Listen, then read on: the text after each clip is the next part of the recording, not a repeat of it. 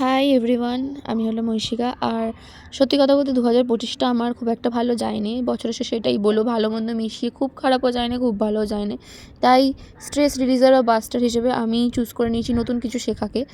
আসলে তোমরা যখনই নতুন কিছু শিখবে দেখবে অন্য কিছুতে মাথা কম যাবে।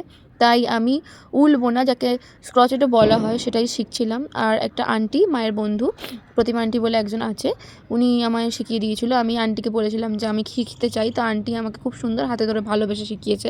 আমি নিজের জন্য প্রথমে একটা কাঞ্চাপা বানাচ্ছিলাম, ওখানে গিয়ে তো খুব মজা হয়েছে, খাওয়া দাওয়া হয়েছে, বসে বসে শিখেওছি, শেখাও হয়েছে। তারপর বাড়ি এসে ওই কাঞ্চাপাটাই আমি পুরোপুরি করছিলাম। আমার কাঞ্চাপাটা আমি প্রথমে বানিয়েছিলাম যা ভুলভ্রান্তি হোক, যাতে আমারটাতেই হোক।